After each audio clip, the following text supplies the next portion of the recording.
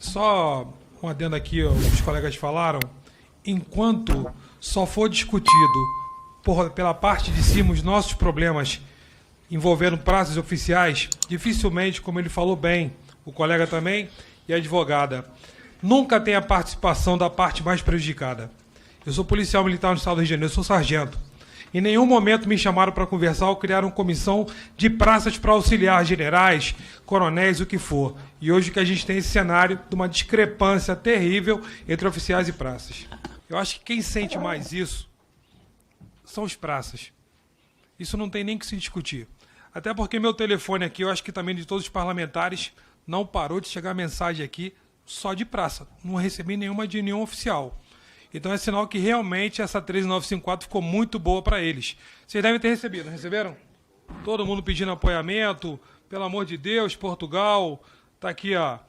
Nós somos 82%, a habilitação do militar para os soldados, percentual de 12%, permaneceu o mesmo, sem mudança, para os generais, percentual foi de 73%. Bom, meu telefone também está aqui para os oficiais poderem reclamar se alguma coisa não ficou boa para eles. No Rio de Janeiro, quero até pedir um pouco, se passar um pouquinho de tempo, presidente. No Rio de Janeiro, a violação dos direitos em cima da 13954 está clara, porque a gente adaptou na 9534. E lá os veteranos e pensionistas foram largados de lado. De lado. Paridade e integralidade foi rasgada no Rio de Janeiro. Hoje você tem um ativo ganhando mais do que um veterano e uma pensionista. Isso está errado. Entendeu? Nós, praças no Rio de Janeiro, nós não podemos atingir o máximo numa indenização de habilitação profissional. Nós paramos em 110 quando a gente faz o CAS.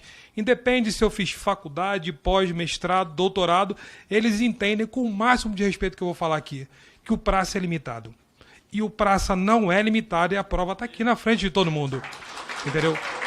Nós buscamos, sim, qualificação. E no meu entendimento, não existe aquela necessidade de você concorrer ao oficialato para você ser bem-sucedido. Dê liberdade pela meritocracia, incentive a meritocracia. É o que todos nós buscamos.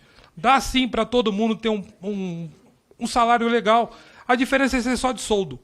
Entendeu? Mas eu vou passar aqui as perguntas, acredito que ele possa responder. Vai responder, presidente? O brigadeiro Heraldo, ele vai responder as perguntas? Sim. Então, eu vou começar aqui, até para não estender, respeitando o prazo que a senhora pediu aí. Ao brigadeiro. Quando da formulação dos novos valores percentuais de habilitação, o Ministério da Defesa levou em consideração cursos que somente os oficiais tinham? No momento dessa formulação, não se pensou nas praças que entraram por concurso público, ou seja, aqueles que possuem carreira dentro das Forças Armadas? Isso é uma pergunta, e se for o caso, presidente, posso até enviar para ele de uma forma que chegue para ele mais claro, para ele não se perder entre uma pergunta e outra. Segunda pergunta. Os senhores têm ciência que quando há questionamento sobre a Lei 13954 por parte das praças, que esses praças são aqueles que entraram por concurso público, ou seja, são aqueles que possuem carreira dentro das Forças Armadas e não os soldados? Terceira pergunta. Se já havia determinação da criação de curso de altos estudos desde o ano de 2001, MP 2215/2001, reestruturou a carreira militar para todos os militares, inclusive praças graduados, porque só foram criados para os praças graduados do Exército em 2013 e a Marinha e da FAB em 2019, justamente após o início da tramitação da PL 1645, futura Lei 13954. Quarta pergunta. Se o Exército já tinha em 2013, por que a Marinha e a Aeronáutica também não fizeram? Quinta pergunta.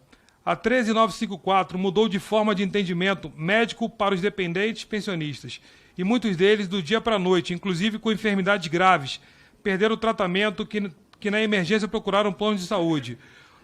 Por que para aqueles que já estavam tratamento não lhes foi dada a oportunidade de terminar? Por que não aplicar apenas de 2019 para frente e manter os antigos como estavam? Questão humanitária, presidente.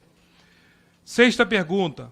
Por que os efeitos de gratificação de habilitação criada pela 13954/2019 não retroagiram aqueles que já tinham feito os cursos no passado e já estavam na reserva na remunerada ou reformados?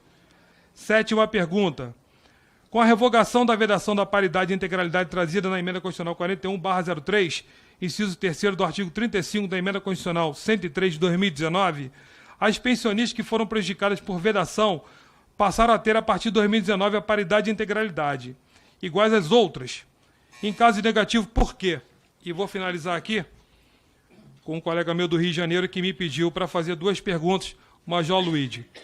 A primeira, a majoração dos percentuais em curso de habilitação, exceto de formação, acarretou a quebra da paridade entre ativos e veteranos, que não podem fazer os cursos de altos estudos.